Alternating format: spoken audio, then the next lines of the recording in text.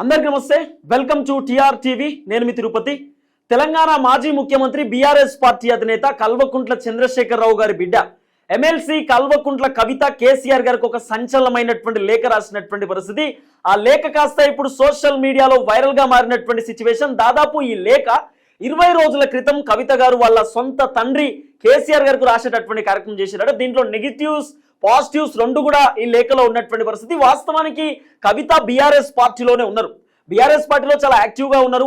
ఆమె జైలుకు పోయి బయటకు వచ్చిన తర్వాత కొంత రిలాక్స్ మూడ్లో ఉన్నారు. తర్వాత కవిత యాక్టివ్ పాలిటిక్స్ చేసినటువంటి దాఖలాలు కూడా మనం పూర్తి స్థాయిలో చూస్తాం. నియోజకవర్గాలలో పర్యటన చేస్తారు, ప్రెస్ మీట్లు పెట్టినారు, గట్టిగా కాంగ్రెస్ ప్రభుత్వాన్ని ప్రశ్నిస్తూ ముందుకొచ్చినటువంటి దాఖలాలు కూడా మనం చూస్తాం. కానీ ఈ టైంలో ఎమ్మెల్సీ కవిత రాసినటువంటి లేఖ తెరపైకి రావడం అనేది కొంత సంచలనానికి దారితీస్తున్నటువంటి పరిస్థితి. ఈ లేఖ పైన చాలా మంది రాజకీయ విశ్లేషకులు, సీనియర్ జర్నలిస్టులు కూడా మాట్లాడుతూ ముందుకొస్తున్నటువంటి సిచ్యువేషన్. దాదాపు 2వ తారీఖు 5వ నెల 2025 అంటే సుమారు సెకండ్ డేట్ కి, అంటే ఈ నెల 2వ తారీఖు ఆమె లేఖ రాసేటటువంటి కార్యక్రమం చేసింది. కానీ చాలా లేట్ గా ఆ లేఖ తెరపైకి వచ్చేటటువంటి కార్యక్రమం ఉంది. అయితే ఫస్ట్ ఆమె రాసేటటువంటి లేఖలో డాడీ, మై డియర్ డాడీ అంటూ congratulation on the success meeting అనేటటువంటి అంశాన్ని ఆమె పేర్కొనేటటువంటి కార్యక్రమం చేసింది. మొన్న వరంగల్లో బీఆర్ఎస్ పార్టీ పెట్టి 25 సంవత్సరాలు నిండుతున్నటువంటి నేపథ్యంలో వాళ్ళు బీఆర్ఎస్ పార్టీ వాళ్ళు సెలబ్రేషన్ చేసుకున్నారు. అంటే బీఆర్ఎస్ పార్టీ వాళ్ళు ఒక భారీ బహిరంగ సభ వరంగల్ ఎల్కతుర్తిలో పెట్టేటటువంటి కార్యక్రమం చేశారు. దాదాపు 10 లక్షల మంది ఆ సభకు వచ్చారు అనేటటువంటి ఒక సమాచారం కూడా ఉంది. ఆ సభని ఉద్దేశిస్తూ ఎమ్మెల్సీ కల్వకుంట్ల కవిత గారు కొంత మాట్లాడేటటువంటి కార్యక్రమం చేశారు. దాంట్లో నెగిటివిటీస్ పాజిటివిటీస్ కూడా ఉన్నాయి. వాస్తవానికి ఇప్పుడు కవిత గారు కేసీఆర్ తో డైరెక్ట్ మాట్లాడవచ్చు, ఫోన్ కాన్ఫరెన్స్ ద్వారా మాట్లాడవచ్చు, కన్న తండ్రి బీఆర్ఎస్ పార్టీకి సంబంధించిన కీలక నేతలు డిస్కస్ చేసేటటువంటి అవకాశం ఉండొచ్చు. కానీ ఇప్పుడున్నటువంటి ఇప్పుడు ఈ లేఖ రాయడానికి గల కారణం ఏందనేది పెద్ద $1 మిలియన్ క్వశ్చన్ మార్క్ లేక కనబడుతున్నటువంటి పరిస్థితి. ఆ లేఖలో కవిత ఏమని రాశారు? సో ఇప్పుడు చాలా మంది రాజకీయ విశ్లేషకులు చెప్తున్నటువంటి అంశం ఏంటంటే కవిత గత కొద్ది కాలం నుండి బీఆర్ఎస్ పైన వ్యతిరేకంగా ఉన్నారు, కేసీఆర్ పైన కొంత అసంతృప్తితో ఉన్నారు, కేటీఆర్ కు రాష్ట్ర పగ్గాలు బీఆర్ఎస్ పార్టీకి సంబంధించినటువంటి పగ్గాలు అందజేస్తున్నారు అనేటటువంటి నేపథ్యంతో కొంత కవిత అసంతృప్తితో ఉంది, అసహనంతో ఉంది. ఎందుకో పార్టీ అంశాలు నచ్చట్లేదు కవితకు అనేది కొంత వినబడుతున్న అంశం. ఆమె జైలుకు పోయి బయటకు వచ్చిన తర్వాత కేటీఆర్ కూడా ఒక ప్రెస్ మీట్ లో చెప్పిండు, జైలుకు పోయి బయటకు వచ్చినటువంటి ప్రతి వ్యక్తి ముఖ్యమంత్రి అయ్యారు, కవిత కూడా ముఖ్యమంత్రి అయ్యేటటువంటి అవకాశం ఉండొచ్చు, దాంట్లో చెప్పలేం కదా అంటూ కూడా కేటీఆర్ మాట్లాడింది. సో కవిత కూడా నెక్స్ట్ సీఎం సీటు నాకే అని చెప్పి ఆశించేటటువంటి కార్యక్రమం చేసింది. కానీ సీన్ కట్ చేస్తే సో కేటీఆర్ కు పార్టీ పగ్గాలు అందజేసేటటువంటి కార్యక్రమం ఉంది అనేది ప్రధానంగా వినబడుతున్న అంశం. మొన్న సిద్దిపేట ఎమ్మెల్యే మాజీ మంత్రి హరీష్ రావు గారు కూడా ప్రెస్ మీట్ లో మాట్లాడిండు. ఒకవేళ కేటీఆర్ కు బీఆర్ఎస్ పార్టీ బాధ్యతలు అప్పగిస్తే నేను స్వాగతిస్తా, ఖచ్చితంగా కేసీఆర్ ఎట్లా చెప్తా అట్లింటా అంటూ కూడా హరీష్ రావు మాట్లాడింది. రైట్ గా ఒకసారి లేఖ గురించి కూడా డిస్కస్ చేద్దాం. ఆమె ఏమని మాట్లాడింది, పాజిటివ్స్ ఏంది నెగిటివ్స్ ఏందని కూడా డిస్కస్ చేస్తే పాజిటివ్స్ ఆమె చెప్పింది. చాలా అద్భుతంగా భారీ బహిరంగ సభ నడిచింది. ఆ సభలో చాలా అద్భుతమైనటువంటి ప్రసంగం ఇచ్చే కార్యక్రమం చేశారు. రేవంత్ రెడ్డి పేరుని ఎక్కడ కూడా మీరు ప్రస్తావించలేదు. రేవంత్ రెడ్డి ఆయన ప్రతిపక్షంలో ఉన్నప్పుడు, మీరు అధికారంలో ఉన్నప్పుడు రేవంత్ రెడ్డి మిమ్మల్ని అవహేళనగా మాట్లాడిండు, ఇబ్బంది పెట్టిండు, నానా రకాల బూతులు తిట్టిండు, నోటికొచ్చినట్టు వాగిండు. అయినా కూడా మీరు హుందాతనంతో ఉన్నారు, ఎక్కడ కూడా రేవంత్ రెడ్డి పేరుని ప్రస్తావించేటటువంటి కార్యక్రమం చేయలేదు. అది నాకు చాలా నచ్చింది నాన్న అంటూ కవిత రాసేటటువంటి కార్యక్రమం చేశారు. తర్వాత ఆమె బీఆర్ఎస్ పార్టీకి సంబంధించినటువంటి కేడర్ కూడా చాలా పాజిటివ్గా ఉంది మన పైన. సో రాబోతున్నటువంటి గ్రామ పంచాయతీ ఎలక్షన్స్ లో మనమే గెలుస్తాం, ఎక్కువ సీట్లు మనకే రాబోతున్నాయి అనేటటువంటి అంశాన్ని కూడా ఆమె పాజిటివిటీగా చెప్పింది. తర్వాత ఏదైతే ఈ సభకు సంబంధించినటువంటి వ్యవహారంలో సో కార్యకర్తలు కూడా చాలా పెద్ద ఎత్తున వచ్చారు, లీడర్లు కూడా చాలా పెద్ద ఎత్తున వచ్చారు, సూపర్ నానా అంటూ ఆమె పాజిటివిటీస్ కూడా రాసే ప్రయత్నం చేసింది. దీంట్లో నెగిటివిటీస్ గురించి డిస్కస్ చేసుకుంటే భారతీయ జనతా పార్టీ గురించి మీరు ఎందుకు మాట్లాడలేదు, బీజేపీ గురించి ఎందుకు మీరు ఎస్టాబ్లిష్ చేయలేదు, అంటే భారతీయ జనతా పార్టీ వల్లనే నేను జైలుకు పోయినా, నన్ను బీజేపీ చాలా ఇబ్బంది పెట్టింది, ఆ బీజేపీ నన్ను నానా రకాలుగా వేధింపులకు గురి చేసింది, మరి ఎందుకు మీరు బీజేపీ గురించి మాట్లాడలేదు, ఎందుకు మీరు బీజేపీ గురించి డిస్కస్ చేయలేదు, మీరు బీజేపీ గురించి చాలా తక్కువ మాట్లాడేసరికి మన క్యాడర్ అంతా కూడా నెక్స్ట్ బీజేపీతో కేసీఆర్ అలయన్స్ పెట్టుకుంటాడేమో, బీజేపీతో పొత్తు పెట్టుకుంటాడేమో అనేటటువంటి ఒక ఆలోచనలో కేడర్ ఉన్నది. కాబట్టి మీరు మాట్లాడాల్సినటువంటి అవసరం ఉంటుండే, మాట్లాడలేదు, అది నాకు కొంచెం బాధ అనిపించింది అని చెప్పి కవిత చెప్పింది. తర్వాత వర్క్ బోర్డ్కి సంబంధించినటువంటి వ్యవహారంలో మాట్లాడాలి కానీ మీరు మాట్లాడలేదని చెప్పింది. ఎస్సీ రిజర్వేషన్కి సంబంధించినటువంటి వ్యవహారంలో మాట్లాడతారు అనుకున్నా మాట్లాడలేదని చెప్పింది. బీసీ రిజర్వేషన్కి సంబంధించినటువంటి ఆ బిల్ గురించి కూడా మాట్లాడతారు అనుకున్నా కానీ ఎక్కడ కూడా మీరు మాట్లాడలేదని చెప్పింది. మహిళా రిజర్వేషన్ బిల్ కోసం నేను పోరాటం చేసిన, నా గురించి మాట్లాడతారేమో అనుకున్న సభలో మీరు ఎక్కడ కూడా మాట్లాడలేదని చెప్పింది. తర్వాత ఆమె ఒక సంచలనమైనటువంటి స్టేట్మెంట్ ఇచ్చింది. ఆమె ఏం చెప్పిందంటే తెలంగాణ అంటే కేసీఆర్, కేసీఆర్ అంటే తెలంగాణ, ఇలాంటి అంటే ఈ విధంగా మీరు ఎస్టాబ్లిష్ చేసుకుంటారేమో అనుకున్నా. తెలంగాణ అంటేనే కేసీఆర్, అసలు కేసీఆర్ లేకపోతే తెలంగాణ లేదని అంటారేమో అనుకున్నా. ఆ మాట మీరు ఎక్కడ అనలేదు. తెలంగాణ తల్లి విగ్రహాన్ని మార్చడానికి సంబంధించినటువంటి వ్యవహారంలో కూడా మీరు బలంగా మాట్లాడతారు అనుకున్నా. ఎక్కడా మీరు బలంగా మాట్లాడలేదు.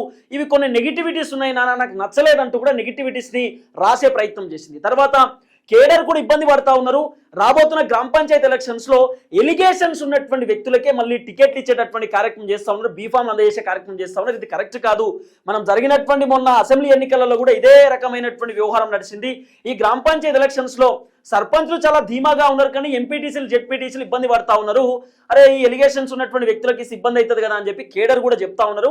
కాబట్టి ఎవరెవరి పైన అయితే కొంత ఎలిగేషన్స్ అవినీతి ఉండేటటువంటి అవకాశం ఉందో వాళ్ళని అవాయిడ్ చేయండి, కొత్త వాళ్ళకు టికెట్లు ఇస్తే బాగుంటుంది అనేటటువంటి అంశాన్ని కూడా కొంత చెప్పేటటువంటి కార్యక్రమం చేశారు. చూద్దాం ఒకసారి ఈ అంశమైన డిస్కస్ చేద్దాం. నాతో పాటు సీనియర్ జర్నలిస్ట్ కార్తిక్ అన్న ఉన్నారు, కార్తిక్ అన్నతో మాట్లాడదాం. ఎందుకంటే ఎమ్మెల్సీ కవితకు సంబంధించినటువంటి వ్యవహారంలో కార్తిక్ అన్న కూడా పెన్ టు పెన్ 2-3 రోజుల నుండి డిస్కస్ చేసే ప్రయత్నం చేసిండు. ఆ లేఖ అఫీషియల్ గా బయటికి రాకపోయినా కూడా కార్తిక్ అన్న దగ్గర ఆ లేఖ ఉన్నప్పటికీ కూడా ఆయన ఎక్కడ కూడా బయట పెట్టలేదు. ఎందుకంటే అఫీషియల్ గా లేఖ బయటికి రాలేదు కాబట్టి నేను ఎందుకు బయట పెట్టాలనేటటువంటి ఆలోచనతో ఆయన బయట పెట్టలేదు. కానీ ఇప్పుడు తాజాగా సోషల్ మీడియాలో లేఖ వైరల్ గా మారినటువంటి పరిస్థితి. ఆ లేఖ గురించి ఎవరు డిస్కస్ చేయక ముందే కార్తిక్ అన్న ఆ లేఖ గురించి 2-3 డేస్ బ్యాక్ డిస్కస్ చేసే కార్యక్రమం చేసిన. ఒకసారి డిస్కస్ చేద్దాం. కార్తిక్ అన్న, ఆ లేఖ మీకు ఎట్లా వచ్చింది? ఆ లేఖ గురించి 2-3 రోజుల క్రితమే మీరు బలంగా కొన్ని ఛానల్స్ లో మాట్లాడేటటువంటి కార్యక్రమం చేసిరు. ఆ లేఖలో ఏముంది? కవిత క్లియర్ కట్ గా కేసీఆర్ కు దూరం కాబోతుందా? బీఆర్ఎస్ పార్టీ నుండి దూరం అయ్యి రాజీనామా చేసేటటువంటి అవకాశం ఏమన్నా ఉందా? నిజానికి ఆ లేఖ బయటికి ఇద్దరే ఇవ్వగలరు. ఒకటి ఆ లేఖ అందుకున్న కేసీఆర్, ఆ లేఖ రాసిన కవిత, వీరిద్దరే ఇవ్వగలరు. కానీ కేసీఆర్ ఇవ్వడు. ఎందుకంటే పార్టీకి అది బదనాం అవుద్ది, ఇబ్బంది అవుద్ది. కేసీఆర్ ఇవ్వడు, నెగిటివ్స్ కూడా ఉన్నాయి కాబట్టి ఇవ్వాల్సింది ఎవరు? లేఖ రాసిన కవిత బయటికి లీక్ చేయాలి. ఇప్పుడు కవితనే బయటికి లీక్ చేసిందా అనేటువంటిది. రెండోది, రేవంత్ రెడ్డి గారికి సంబంధించిన ఒక ఛానల్, ఆ ఛానల్లో ఈ లేఖ ఇప్పుడు బ్రేకింగ్ న్యూస్ గా పడతాం. రేవంత్ రెడ్డి గారికి సంబంధించిన ఒక ఛానల్ కి ఆ లేఖ ఎట్లా వచ్చింది? తర్వాత అమెరికా వెళ్తూ కూడా ఇవాళ రేవంత్ రెడ్డి గారి ప్రభుత్వంలో కీలకంగా ఉన్నటువంటి, అంటే ఇప్పుడు మీ ట్విట్టర్ లోకి వెళ్ళి ఒకసారి ఎమ్మెల్సీ కవిత లెటర్ అని కొట్టండి. దాంట్లో ట్విట్టర్ లో ఫస్ట్ వచ్చేటటువంటి వీడియో రేవంత్ రెడ్డి గారికి సపోర్ట్ చేసే ఛానల్. కరెక్ట్. తర్వాత ఆమె అమెరికా వెళ్తూ కూడా ఒక ఛానల్ కి ఇంటర్వ్యూ ఇచ్చి వెళ్ళింది. ఆ ఇంటర్వ్యూ ఇచ్చిన ఛానల్ కూడా కాంగ్రెస్ పార్టీలో కీలకంగా ఉన్న నాయకుడికి సంబంధించిన ఛానల్. సరే, ఇదంతా పోనీ పక్కన పెట్టు. ఇప్పుడు నువ్వు ఇందాక రేవనెత్తినటువంటి ఒక వ్యాలిడ్ పాయింట్, కవిత గారు కావాలనుకుంటే కేసీఆర్ కి స్వయాన బిడ్డ, అది కాక కూడా కేసీఆర్ పార్టీ ప్రెసిడెంట్ అయితే తన ఎమ్మెల్సీ, ఏ రకంగానైనా కేసీఆర్ ని కలిసి తను పాయింట్స్ డిస్కస్ చేయొచ్చు. పార్టీ బేసిక్ గా ఫోన్ లో మాట్లాడవచ్చు, ఫోన్ లో డిస్కస్ చేయవచ్చు, ఇవన్నీ కూడా ఉంటాయి. కానీ ఎక్కడ కూడా ఫోన్ లో మాట్లాడే ప్రయత్నం చేయలేదు. డైరెక్ట్ ఆమె లేఖ రాసేటటువంటి కార్యక్రమం చేశారు. మామూలుగా డైరెక్ట్ గా పోయి కలవచ్చు, ఫోన్ లోనే మాట్లాడచ్చు. కానీ అది అవకాశం ఉన్నప్పుడు కూడా లేఖ రాయటం అంటే తన అసంతృప్తిని వెలగట్టడం. నాకు కేసీఆర్ అపాయింట్మెంట్ దొరకట్లేదు, నాకు పార్టీలో ప్రయారిటీ లేదు, నన్ను పక్కన పెట్టారు అని ఒక ఇండికేషన్ ఆమె బయటికి పంపించి తెలుసుకున్నారు. అది డైరెక్ట్ గా చెప్పలేక ఇండైరెక్ట్ గా ఈ రకంగా చెప్తున్నారు. నాకు పార్టీలో ఉంటే ఇంట్రెస్ట్, కానీ నాకు ప్రయారిటీ లేదు, నేను పార్టీ వైపు కష్టపడుతున్నాను, నేను అనేక ఇష్యూస్ మీద ఫైట్ చేస్తున్నాను. బీసీ ఎస్టీ అంటే బీసీ నినాదం కావచ్చు, ఎస్సీలకు సంబంధించినటువంటి వర్గీకరణ ఇష్యూస్ లో కావచ్చు, మహిళలకు సంబంధించినటువంటి రిజర్వేషన్లు కావచ్చు, ఈ ఇష్యూస్ మీద నేను ఫైట్ చేస్తా ఉన్నాను. అందులో నేను బీజేపీ బాధితురాన్ని, నాకు సంబంధించిన ఏ ఇష్యూని కూడా మీరు పెట్టిన ప్లేనరీ సభలో ఎక్స్పోజ్ చేయలేదు, నా పేరే ప్రస్తావించలేదు. పైగా తెలంగాణ తల్లి, యాక్చువల్ గా తెలంగాణ తల్లి అంటే కవిత రూపంలో పెట్టారని అప్పట్లో ఉన్న విమర్శ. ఇప్పుడు దాన్ని రేవంత్ రెడ్డి మార్చాడు. అయితే ఆ తెలంగాణ తల్లి విగ్రహం మార్పు మీద కూడా మీరు మాట్లాడలేదు. రెండోది, నన్ను బీజేపీ అరెస్ట్ చేసి తిహార్ జైల్లో పెడితే ఆ బీజేపీని మీరు అటాక్ చేయలేదు పెద్ద ఎత్తున అని చెప్పేసి ఆమె లేవనెత్తిన పాయింట్స్ అన్ని కూడా ఆమెకి అంటే తను ఎంత అసంతృప్తిలో ఉంది అనేటువంటి చాలా క్లియర్ కట్ గా చెప్పదలుచుకున్నాను. ఇంకోటి కూడా నేను చెప్పదలుచుకున్నా తిరుపతి, నీ ఛానల్లోనే 2 రోజుల క్రితం వీడియో చేశాను. కేసీఆర్ బాధ్యతలు నెక్స్ట్ జనరేషన్ కి పార్టీకి అప్పచెప్పాలనుకుంటున్నారు, కేటీఆర్ కి party president అప్పచెప్పాలనుకుంటున్నారు, Harish రావుకి LOP అప్పచెప్పాలనుకున్నారు.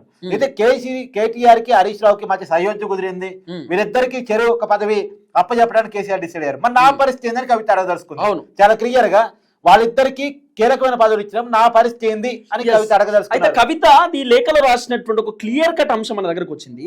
BJP మీద మీరు కేవలం 2 నిమిషాలు మాట్లాడడం మాకు కొంత బాధాకరంగా అనిపించింది. ఎందుకంటే ఫ్యూచర్లో మీరు బీజేపీతో పొత్తు పెట్టుకుంటారేమో అని చెప్పి మన కేడర్ అనుకుంటుంది. స్పెసిఫిక్ గా మీరు బీజేపీ గురించి 2 నిమిషాలు ఎందుకు మాట్లాడిర్రు, బలంగా ఎందుకు మాట్లాడలేకపోయారు అంటే అనుకుంటున్నారట.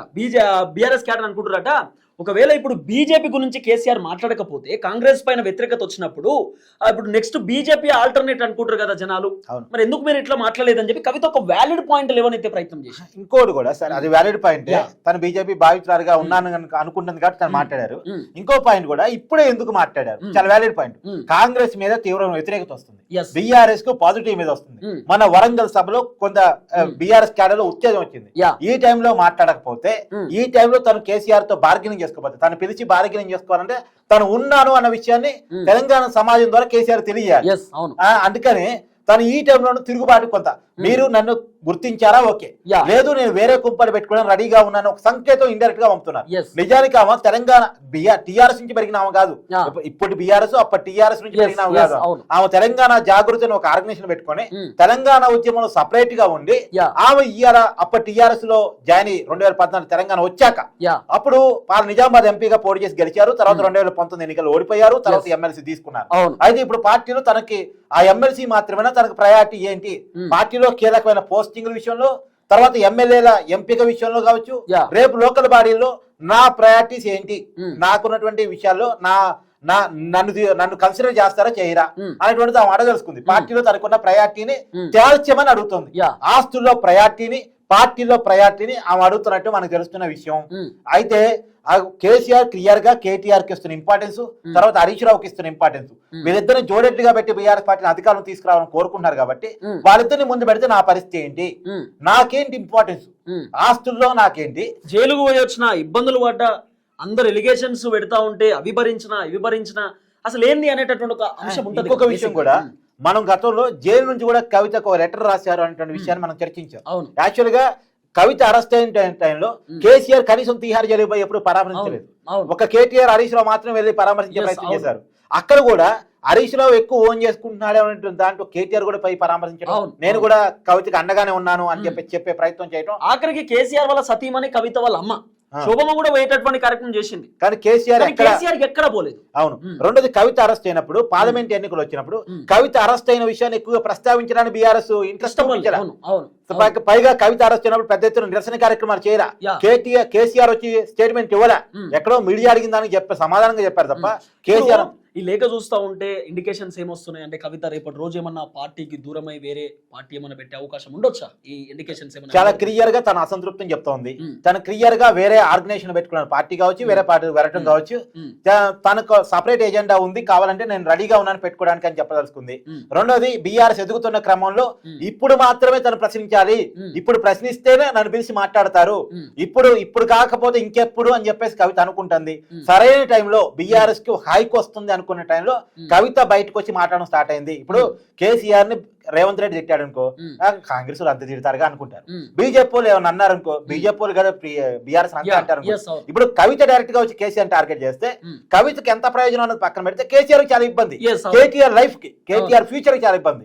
కాబట్టి షర్మిలారా అంటే జగన్ కి షర్మిల ఎలా అయిందో కేటీఆర్ కి కవిత అలా కాబోతుందా అనే క్వశ్చన్ మార్క్ ఉంది ఇక్కడ చాలా కరెక్ట్ గా. ఇప్పుడు నీకు విషయం చెప్తున్నాను, షర్మిల తన కొత్త రాజకీయ పార్టీ తెలంగాణలో ఎస్టాబ్లిష్ చేసుకుంది, తర్వాత మూసేసింది, కాంగ్రెస్ పార్టీ రియూనియన్ చేసి తనకు ఆంధ్రాకి పోయింది.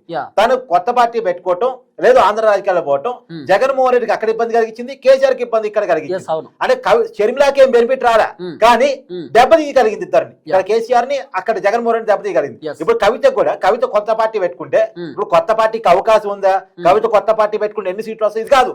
కవిత కొత్త పార్టీ పెట్టుకోవాలని పరిస్థితి వస్తే అది కేటీఆర్ పొలిటికల్ ఫ్యూచర్ కి ఇబ్బంది, కేసీఆర్ కి ఇబ్బంది. ఎందుకంటే వచ్చి బీఆర్ఎస్ విమర్శిస్తే కాంగ్రెస్ వాళ్ళు బీజేపీ వాళ్ళు విమర్శించడం వేరు, స్వయంగా కేసీఆర్ బిడ్డ కేటీఆర్ చెల్లి వచ్చి వాళ్ళిద్దరిని విమర్శించడం వేరు.